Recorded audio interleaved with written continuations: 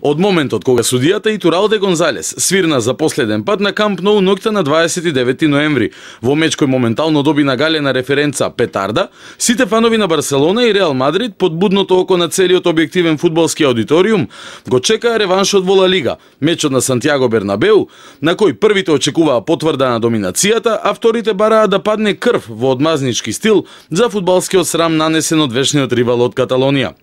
Неполни 5 месеци подоцна се случи нешто што ретко кој замислуваше дека е можно.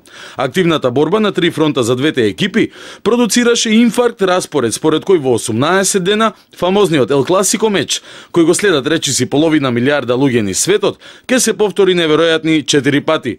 Еднаш во Ла Лига, еднаш во финалето на Копа дел Рей и 2 пати во полуфиналето во Лигата на шампиони. Ова во историјата се случило само еднаш, во период од 21 ден двете екипи да се пресметаат 4 пати, и тоа во далечната 1916 година, кога шампионот на Каталонија играл против најдобрата екипа во централниот шампионат, за која играл ни помалку ни повеќе туку самиот Сантиаго Бернабеу. Пред овој 4-кратен судир на две фудбалски филозофии кои коегзистираат како спиритус мовенс на шпанскиот, но и светскиот фудбал, вредните статистичари извадија мал милион бројки и факти, за кои беше јасно дека нема да ги преживеат 4 дуели на джиновите од Пиринеите. Пеп Гвардиола во сите 5 надпревари против Реал како тренер на Барса забележувал само победи, со импресивна гол разлика од 16-2. Кристијано Роналдо не постигнал гол против тимот во блауграна комбинација. Лионел Меси никогаш не ја начнал мрежата на екипа предводена од Жозе Муриньо. Само Реал Мадрид на Пушкаш и Ди Стефано победил на 6 класика поред. И така во недоглед. Ремито од 1:1 на Бернабеу, кој Реал според најавите на Муриньо го заврши со 10 играчи, затвори едно, а отвори неколку други прашања.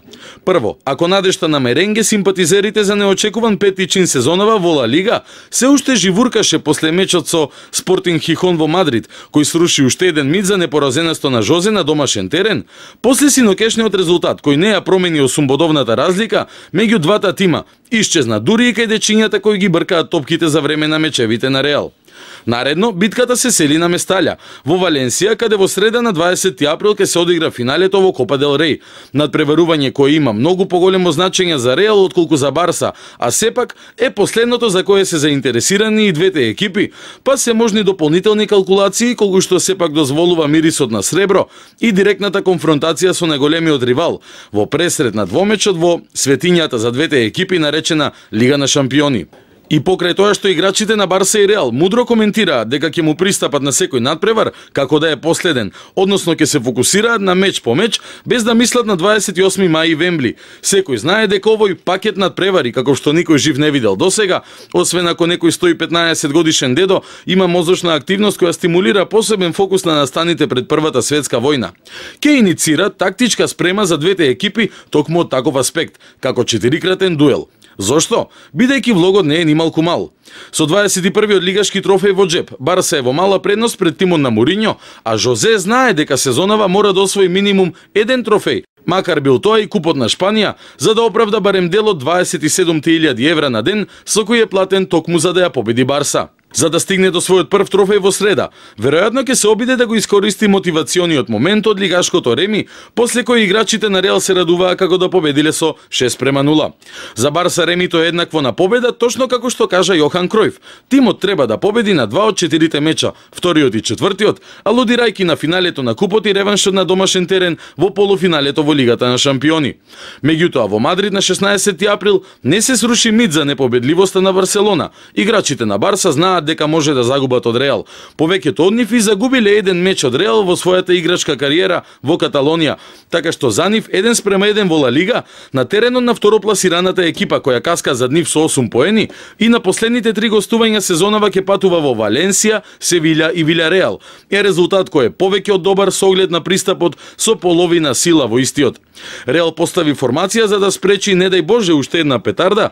Барса правеше точно што се очекуваше од неа. Играше со топката, повремено иницирајќи завршници на акциите по голот на Касилјас.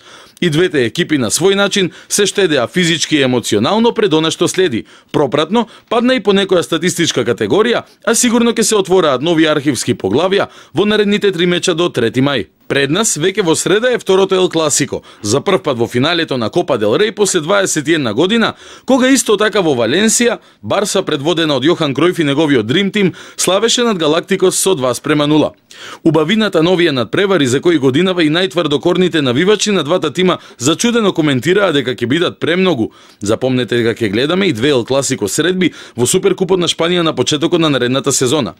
Ево тоа што секој надпревар е приказна за себе. Вистинска војна меѓу првиот и вториот најтрофеен тим во Шпанија и Европа, меѓу две фудбалски школи, меѓу сјајот на Галактикос и мистичната сила на домашно одгледаните бисери во Ла Мазија, меѓу специјалниот Жозе Муриньо и човекот кој во првата година на клупата на Барса, каде пристигна со тренерско искуство од третата шпанска лига, освои се што можеше да се освои. 4 битки, една војна. Кој ќе ја заврши со помалку жртви, кој ќе се радува повеќе на својот успех, а помалку на туѓиот неуспех? Многу прашања, уште само 3 прилики за одговор. Не пропуштајте ниту едно додавање во овие историски надпревари. Ви гарантирам, ќе уживате во секоја секунда.